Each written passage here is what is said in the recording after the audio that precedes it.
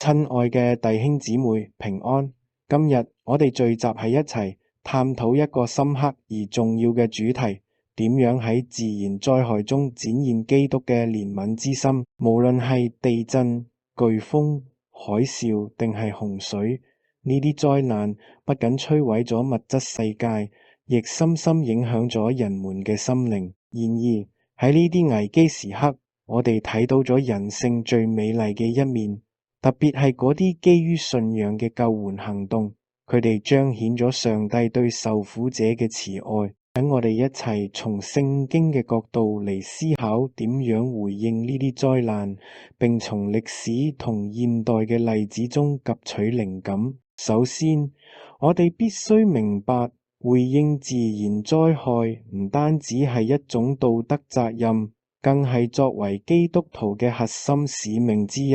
聖經清楚咁話俾我哋知，上帝呼召我哋去關懷嗰啲受苦嘅人，並且透過我哋嘅行動將佢嘅愛帶俾呢個破碎嘅世界。以賽亞書58章10節話：你若果將自己嘅食物分俾飢餓嘅人，使困苦窮乏嘅人得到飽足，你嘅光就必喺黑暗中升起，你嘅幽暗必如正午。呢段經文提醒我哋，當我哋花費自己去幫助飢餓同被壓迫嘅人時，我哋嘅生命會成為黑暗中嘅光。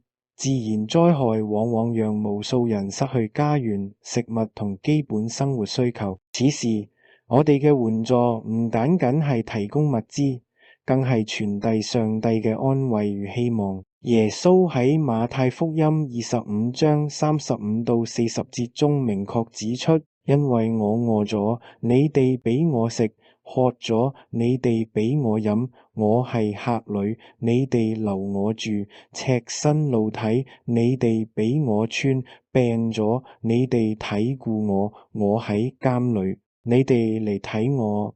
呢啲嘢，你哋既做喺我呢個弟兄中一個最細嘅身上，就係做喺我身上啦。呢段話挑戰我哋，要喺災難中睇到耶穌嘅身影。每一個受災者都係我哋服侍嘅對象，每一次伸出援手都係對主嘅服侍。因此，回應自然災害唔單止係慈善行為，更係一種敬拜嘅方式，榮耀上帝嘅名。歷史上有好多例子顯示，教會同基督徒團體喺自然災害中發揮咗重要作用。佢哋嘅行動證明咗信仰嘅力量能夠超越國界、文化同差異，為受苦者帶嚟實際嘅幫助同精神上嘅支持。1871年10月，一場大火摧毀咗芝加哥市嘅大部分地區，使成千上萬人無家可歸。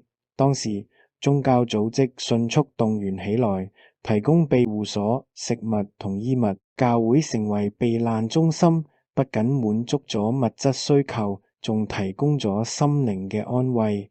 呢一場災難展示咗地方教會作為第一線救援力量嘅重要性。2004年嘅印度洋海嘯係現代史上最致命嘅自然災害之一，奪走咗超過23萬人嘅生命。好多基督教組織，例如世界展望會、撒瑪利亞救援會同天主教救濟服務，第一時間趕赴現場，提供緊急物資、乾淨水源同心理輔導。志願者冒住生命危險進入偏遠地區，用實際行動實踐咗腓立比書2章4節嘅教導：各人唔好單顧自己嘅事，亦要顧別人嘅事。呢啲努力拯救咗無數生命，並展現咗跨宗派合作嘅力量。當卡崔娜颶風襲擊新奧爾良及其周邊地區時，暴露咗系統性嘅不平等問題，使數百萬人缺乏基本生活條件。全美各地嘅教會紛紛行動起嚟，組織捐贈活動，派遣志願者，並開放門戶接待撤離者。南方浸信會嘅災難救援團隊準備咗數百萬份餐點，牧師們則喺講台上傳遞希望嘅信息，撫慰絕望嘅心靈。咁樣嘅憐憫行動實現咗以賽亞書61章1到2節嘅應許：主耶和華嘅靈喺我身上，因為耶和華膏咗我，叫我傳好信息俾謙卑嘅人，差遣我醫治傷心嘅人，報告被擄嘅得釋放，被囚嘅出監牢，賜華冠與錫安悲哀嘅人。隨住氣候變遷同城市化嘅加劇，自然災害變得更加頻繁且嚴重。面對呢啲挑戰，我哋需要不斷調整策略，確保救援工作更有效率。以下係幾個值得我哋學習嘅重要經驗：一、預防勝於治療。好多基督教救援組織而家更加注重災前準備，培訓志願者並裝備社區，以便喺災難發生之前做好準備。例如，基督復臨安息日會發展與救援局 ADRA 舉辦疏散計劃同急救包製作嘅工作坊，賦予個人保護自己及鄰舍嘅能力。二、合作放大影響力。冇任何單一機構可以獨自應對大規模災難。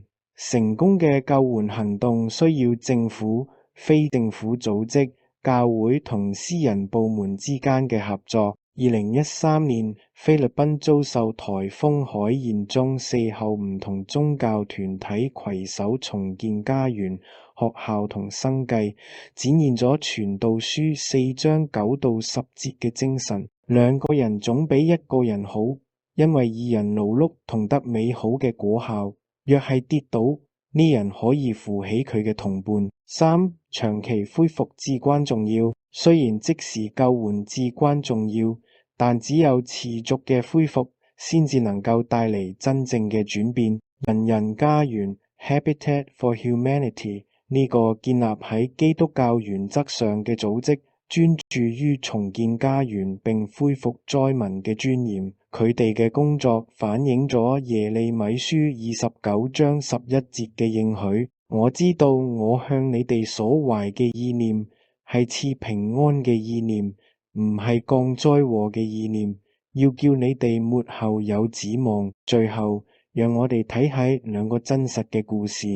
呢啲人物嘅行動完美詮釋咗聖經中關於援助受苦者嘅教導。儘管卡爾威肯斯嘅事蹟並非直接同自然災害相關，但佢決定留喺1994年盧旺達種族滅絕期間嘅選擇，卻反映咗喺災區所需嘅勇氣。佢為圍困中嘅孤兒院運送食物同水，拯救咗數百名兒童。佢嘅座右銘做一啲小事，正係彌迦書6章8節嘅寫照。世人必耶和華已指示你何為善，佢向你所要嘅係乜嘢呢？只要你行公義、好憐憫、存謙卑嘅心，同你嘅神同行。2014年伊波拉病毒爆發期間，肯特布蘭特利醫生喺賴比瑞亞治療患者嘅時候感染咗該病毒。即便如此，佢仍繼續呼籲全球支持，並表示我哋唔能夠背棄嗰啲正在受苦嘅人。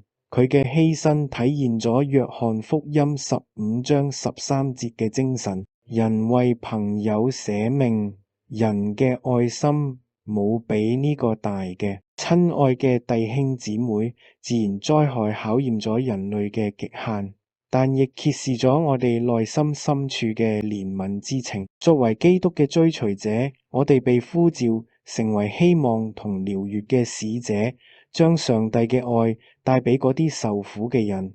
無論係通過財務捐款、志願服務，定係簡單嘅祈禱，每一項善舉都至關重要。讓我哋記住詩篇46章1節嘅應許：神係我哋嘅避難所，係我哋嘅力量，係我哋喺患難中隨時嘅幫助。